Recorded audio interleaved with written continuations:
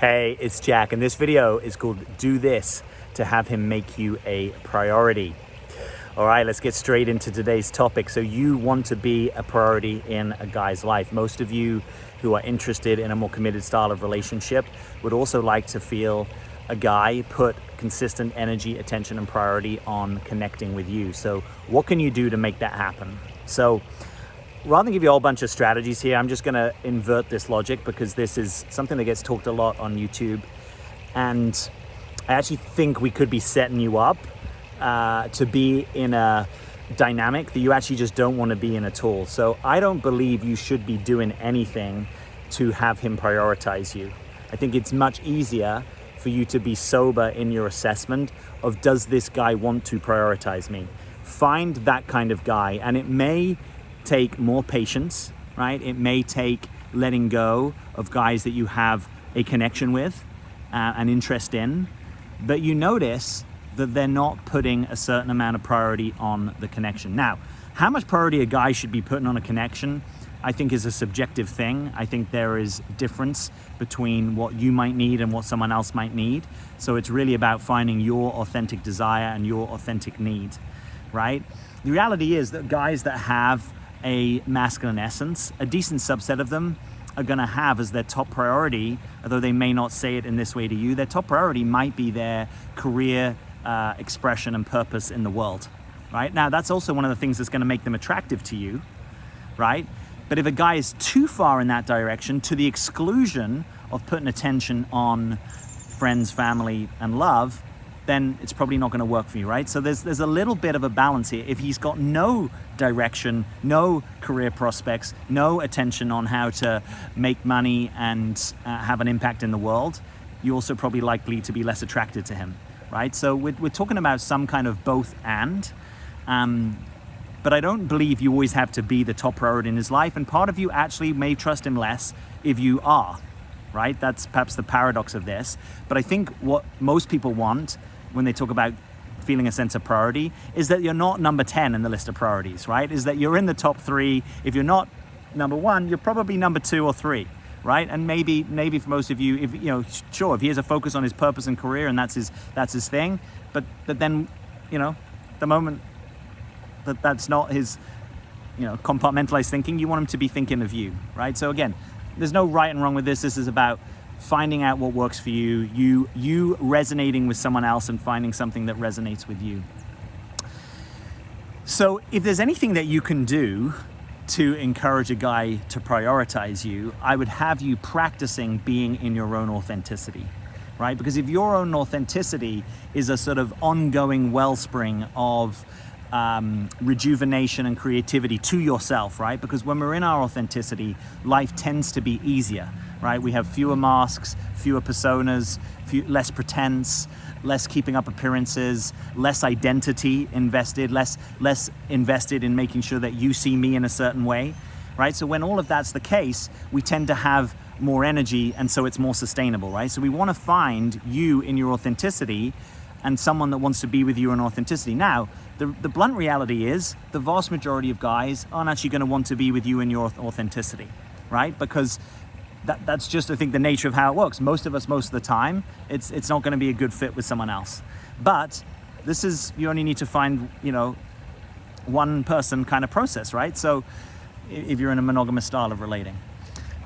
And so actually you being in your authenticity is a great form of filter. Now, the other thing that you can add to your authenticity is perhaps you being in your feminine, right? So this gets talked a lot about YouTube. I like that this gets talked a lot. It maybe gets talked a lot in a bit more of a binary way than I think may actually be true if we took a good inventory of all the forms of expression out there. So what we don't want you doing is sort of efforting really hard to be an ideal type of feminism.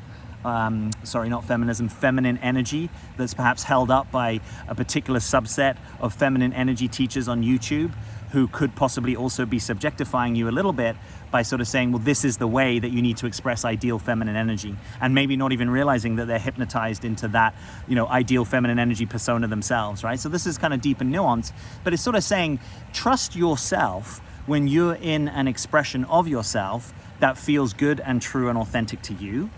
And It doesn't have to be like that all the time, right? So we're always moving kind of in and out of more and less authenticity. It's an onward journey of development for the vast majority of us.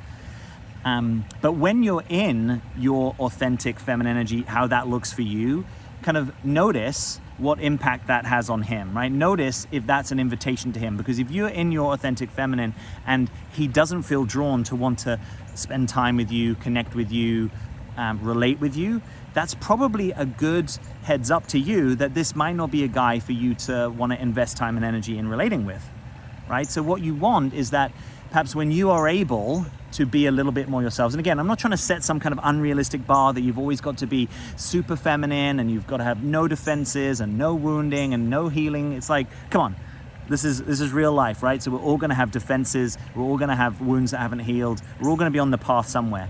But let's just say, on balance, if you find that you are able to tilt more into a more authentic, and if your authenticity is at its essence more feminine, an authentic feminine expression of you, notice which guys are most drawn to that. Now, I know this from working with many of you, that sometimes when you're super in your feminine, you actually notice that lots of guys are drawn to you, right? That you just notice people responding to your energy. And that's great, right? So we can call that kind of like attraction energy. And I'm distinguishing that from a guy that wants to put some kind of consistent energy in your direction, right? Not just, he's drawn to you in the bar, but actually he wants to connect and relate with you over a period of time. We don't want to be in the game of trying to convince a guy to be spending time with you, right? So that's the danger with anything, do this and say this and act in this way. Not only is that possibly going to be inimical, contrary to your own authenticity, right? So anytime we hold up like, this is the model of how you need to do things, and you're like, oh, I'm trying to fit myself into the model, there's a risk that it's at the expense of your own authenticity, right? So I would always say, trust yourself more than you trust anything that I say to you. Trust yourself, but also trust your own felt, resonant, probably body and heart experience of your own authenticity. What is authentic for you may look incredibly different than what's authentic for other people. So I think it's best to notice it from the inside out. But when you are being in your authenticity, you shouldn't have to effort too hard to be getting his attention. And if you are, my imagination is, one, he's not really ready for a relationship, or two, he's not really ready for a relationship with you, right? So we just might need to see that and call it fairly quickly, rather than the danger is that you start to lower your self-worth, you have doubt, because you're going to start posturing, right? You're going to start making a whole set of strategies in order to gain more of his attention. Now, is it true that there is a sexual instinct or an attraction instinct that you can dial up and down? And part of the wisdom of that instinct is gaining attention of other people, right? So it might be true that there's an authentic expression of you that has you a little bit more in the attraction energy. And if, for instance, that is habitually turned down, part of your authentic development might be reclaiming your sexuality or getting closer to becoming more comfortable receiving attention from other people, right? Sometimes we prefer to be sort of in the shadows or at the back of the room because we're not actually comfortable with having other people's attention on us, right? This doesn't mean you need to be Adele, doesn't mean you need to kind of go on stage regularly and have a ton of attention on you. But if you never like having people's attention, this could be an authentic part of your development, right? It could be that got shut down because you had levels of unwanted attention that didn't feel good to you. It could be that you had someone else in your family system who was an attention seeker, and so you decided, well, I don't want to do that because that's kind of gross or overdone. So get real with yourself about your relationship with attention, but you don't need to be trying hard ongoingly to get his attention if we're actually in the situation where he might want a more committed style of relationship. Now, if we're in the back and forth of game playing and all that, you might have to do that, but most of you don't invest time and energy in your education and personal growth so that you can play more games, right? Most of you, it's so that you can do more and be more in yourself and in your relating. So if that's you, just notice if you are able to, getting a little bug attack here. Just notice if you are able to sit back, be a little bit more receptive, notice what's coming towards you. And if not a lot's coming towards you, I would rather that you felt the pain of that and dealt with your own disappointment and rejection or fear of rejection, than keep having to do a thing, right? Because that's basically the lie. The lie is that you have to keep doing a thing, otherwise he is gonna not want to spend time with you, otherwise he's not gonna want to commit to you, otherwise he's not gonna want to invest in you. And I think that's got it topsy-turvy. Much easier to find the rare guy, right? This is gonna be a rare guy for you because you're a particular flavor, you're a particular signature essence. Most people, that's not gonna be the essence that unlocks it for them. But when you find a guy who is and who wants to give you attention, not like, not because you deserve it, right? Not kind of feeding this idea of a contingent self-worth, that you did a thing. Oh, now you're worthy of more of my attention. No, we just want to tear that whole structure, let that dissolve, let that be your past, not your future, and actually find someone that wants to spend time with you. And if after spending some time with you, they lose interest, that's probably a good thing. Again, it might hurt and you might have a lot of disappointment. But it's better to find out if that can or cannot be sustained over the short, medium term, You want to know that. So let's not have you efforting in a particular direction. Let's have you rooted in your own authenticity.